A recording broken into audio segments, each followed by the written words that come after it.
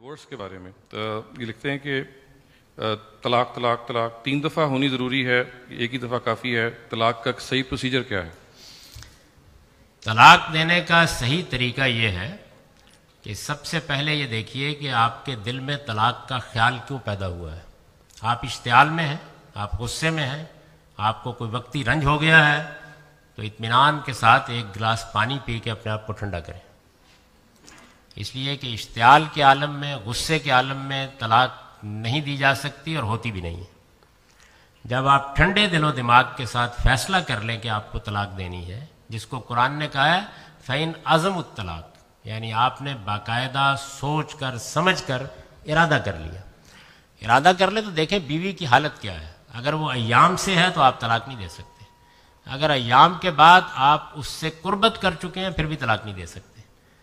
ان دونوں چیزوں کا پوری طرح جائزہ لے کر اب آپ 2 آدمیوں کو بلائیں گے گواہ کے طور پر، اور پھر آپ کو حق ہے کہ آپ طلاق دیں، اور ایک طلاق ہمیشہ ایک، کبھی 2 بھی نہیں، کبھی 3 بھی نہیں، اس کا خیال بھی دل میں نہ لائیے، ایک طلاق۔ میں پھر عرض کر رہا ہوں کہ رسول اللہ نے یہ فرمایا تھا جن لوگوں نے 3 طلاق دے دی کہ میں تمہارے درمیان موجود ہوں اور تم اللہ کی کتاب سے کھیل رہے ہو، اس کی کوئی گنجائش نہیں، یہ بالکل آخری درجے میں ایک حرام چیز ہے، ایک طلاق۔ تو پروسیجر یہ ہے کہ اگر جب ایک طلاق دے دے گا کوئی آدمی اس سارے مرحلے سے گزر کر، تو پھر 3 مہینے تک مزید مہلت ہے کہ جس میں وہ اپنے ارادے پر نظر ثانی کر سکتا ہے۔ اگر 3 مہینے گزر گئے، طلاق ہو گئی، بیوی جدا ہے، وہ جہاں چاہے شادی کر لے، ایک طلاق دی ہے، کوئی اور طلاق نہیں، جدائی ہو گئی، وہ بھی آزاد، مرد بھی آزاد۔ اگر درمیان میں فیصلہ کر لیا کہ نہیں نباہ کرنا ہے، کوئی احباب بیچ میں پڑے، آدمی کو خود غلطی کا احساس ہوا، اب اس کے کوئی 10 سال 20 سال بعد دوبارہ کوئی جھگڑا ہو گیا یا کوئی مسئلہ ہو گیا، اور آدمی نے پھر اسی طرح اسی پروسیجر سے گزر کر دوبارہ طلاق کا فیصلہ کیا، تو اس کو دوسری طلاق کہتے ہیں۔ سمجھ رہے ہیں نا یہ بات؟ یہ طلاق بھی بالکل اسی طرح اسی مرحلے سے گزرے گی، یعنی 3 مہینے میں آپ چاہیں تو فیصلہ واپس لے لیں، چاہیں تو 3 مہینے گزر جانے دیں۔ اگر اس مرتبہ بھی 3 مہینے گزر گئے تو بیوی الگ، شوہر الگ، آپ جب چاہیں دوبارہ اس سے شادی کر لیں۔ اگر آپ نے 3 مہینے کے اندر فیصلے کو واپس لے لیا اور پھر کوئی 4-5 سال کے بعد اسی حماقت کو دوبارہ دل چاہا، تو اللہ تعالیٰ نے یہ آخری حق بھی دیا ہے، اس کو کہتے ہیں 3 مرتبہ طلاق کا حق، یعنی ایک مرد کو ایک رشتہ نکاح میں 3 مرتبہ طلاق کا حق دیا گیا ہے، نہ کہ 3 طلاق کوئی چیز ہوتی ہے۔ یہ مہذب ترین الفاظ میں نان سینس ہے۔ یہ لگتا ہے کہ ایجوکیشن کی کمی ہے، کیونکہ مسلمان مردوں کی تسلی ہی نہیں ہوتی جب تک وہ 5 7 10 50 دے نہ بیٹھے۔ جی یہی بات ہے، یعنی جب تک وہ غصے میں نہ ہوں، اشتعال میں نہ ہوں، جب تک وہ بد زبانی پر نہ اتر آئیں، اس وقت تک، اور جب تک کم سے کم 1000 طلاق، بلکہ ان کا دل اگر چاہے، اور واقعی تسلی ان کی تبھی ہوتی ہے جبکہ ننہال ددھیال پر بھی طلاق ڈال دے۔ یہ بالکل ایک حرام کام ہے، اس کے قریب بھی کسی شخص کو نہیں جانا چاہیے۔ بدقسمتی سے ہم نے بالکل ایجوکیٹ نہیں کیا۔ میں آپ کو بتاتا ہوں، بعض اوقات میں جب پاکستان میں تھا تو میرے پاس لوگ آتے تھے اور کسی عالم نے، یعنی وہ طلاق دینے کے لیے کسی عالم کے پاس چلے گئے، نکاح رجسٹرار کے پاس چلے گئے، مسجد کے مولوی صاحب کے پاس چلے گئے، اور وہ 3 طلاق کا کاغذ لکھ کے ان کو دے دیتا تھا، جو بالکل ایک حرام کام ہے۔ تو ایک ہی طلاق ہوتی ہے، ہمیشہ ایک، کبھی دوسری کا ذکر بھی نہیں ہونا چاہیے۔ دوسری اور تیسری کا مطلب ہے کہ طلاق دے کے فیصلہ واپس لیا، دوبارہ نوبت آ گئی دینے کی۔ ایک رشتہ نکاح میں 3 مرتبہ اللہ تعالیٰ نے طلاق کا حق دیا، ایک رشتہ نکاح میں۔